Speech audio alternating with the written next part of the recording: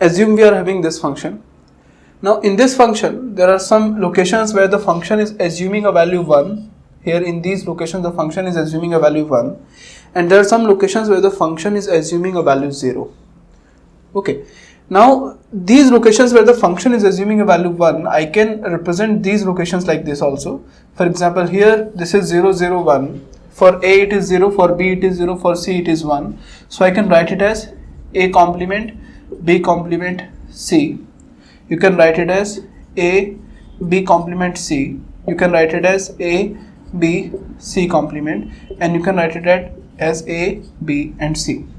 So for the locations where the function is assuming a value 1, I can write these locations as A complement B complement C plus A B complement C plus A B C complement plus A B C.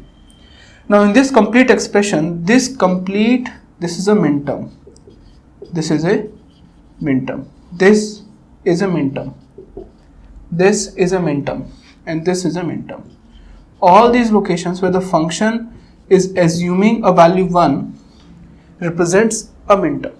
Now by looking at this, you can clearly see for this particular combination, for any particular combination, this particular combination will only get a value 1 for one single combination of A, B and C. For example, if we pass 0, 0, 1, 0 in A, 0 in B and 1 in C, then only this combination is going to give you a value 1, otherwise this combination will give you a value 0.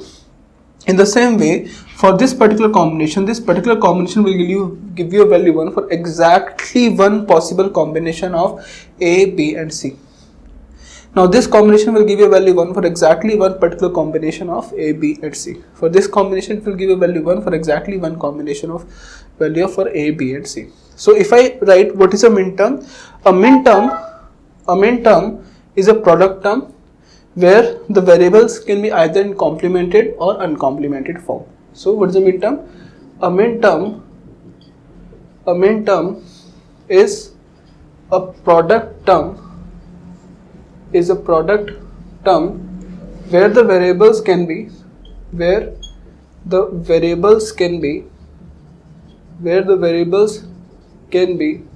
either in complemented or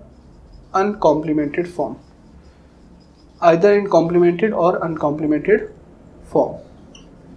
For example, here in this expression, this complete is a minterm. In this expression, this complete minterm, A and B are in complemented form and C is uncomplemented form. Here A, B and C, all these three are in uncomplemented form. Here A and B are in uncomplemented form and C is in complemented form. So minterm is a product term because for these three variables we have product. So a minterm is a product term where the variables are either in complemented or uncomplemented form. And the second point is a minterm assumes a value 0, so assumes a value 1 for exactly one combination of variables, for exactly one combination of values of variables. For example, this expression is going to give you 1 only if you pass 0, 0, 1. If you pass anything other than 0, 0, 1, then this expression, this minterm is not going to give you a value which is 1. For this minterm is only going to give you a value 1 if you pass 1, 1 and 1. 1 for A, 1 for B and 1 for C. If you pass anything other than 1, 1, 1, this expression will not going to give you a value which is 1. Okay, now for example, assume this, if you have a function like this, let us assume a function is A plus BC. A function is A plus BC. And assume this is a function F2.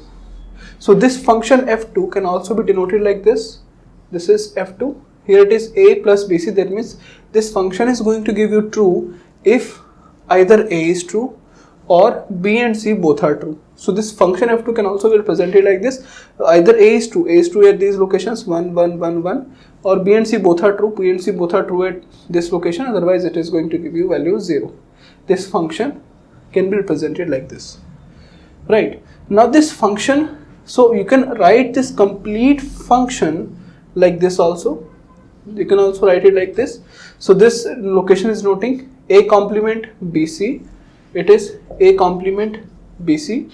This location is noting A B complement C complement plus A B complement C complement plus this location is noting A B complement C, A B complement C plus this location is noting A B C complement, A B C complement plus this location noting A, B and C. It is noting A, B and C. This is the function f2. So we can represent a function f2 like this, and we can also represent a function f2 like this. Here in this function, this complete is a minterm and this is a minterm because itself is a product term, because instead of B and C we are taking a value which is 1, right? And here in this expression, this is a minterm, this is a minterm, these and these, all these are minterms, right? But the difference here is this function f2 will be representing a canonical form, or you can say canonical collection of minterms. Canonical collection of minterms.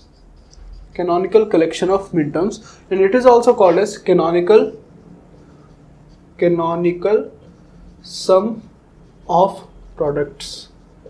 Canonical sum of products, or you can say canonical SOP. This expression can only be called as sum of products. Sum of products, or you can say SOP. So what is the difference between the canonical SOP and SOP is, in case of canonical SOP, all the locations where we are having the value 1, we are going to represent all these locations with all the 3 variables. Here we have 3 variables, for in every minterm we should have the 3 variables. In case of canonical SOP, if we have a 3 variable function, then every minterm should have 3 variables. If you have a 4 variable function, then every minterm should have a 4 variable. But here in this function f2, A is not having 3 variables, as well as BC is not also not having 3 variables. So this function f2 is only sum of product. So why do we call it sum of product? Because you can see this is a product term. This is a product term. A minterm is also called as product term. This is a product term, and we are adding, or we are doing sum of these product term. Therefore, it is called as sum of product form. Therefore, it is called as sum of product form. So a minterm is assuming a value 1. A minterm is assuming a value 1 for exactly one combination of variables. Now, if in a function you represent all the minterms in such a way that all the variables which are present inside the function, all these variables are in those minterms, then it is called as canonical minterms, or you can say canonical sum of product, or this kind of product term is called as sum of product form. Okay, so let me show you. Let me give you a definition of this. So if I call the sum of all,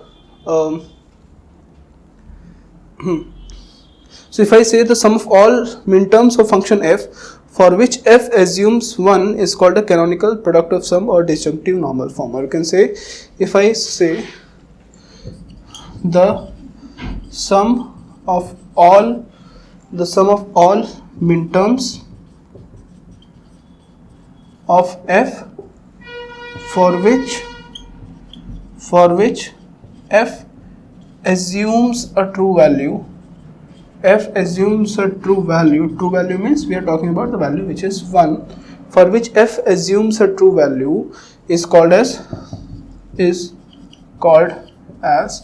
canonical sum of product. Canonical sum of product. So this is representing a canonical sum of product. Okay. Now the locations where the function is assuming a value 0, that gives a canonical product of sum. For example, here in this case, you can see this location, and this location.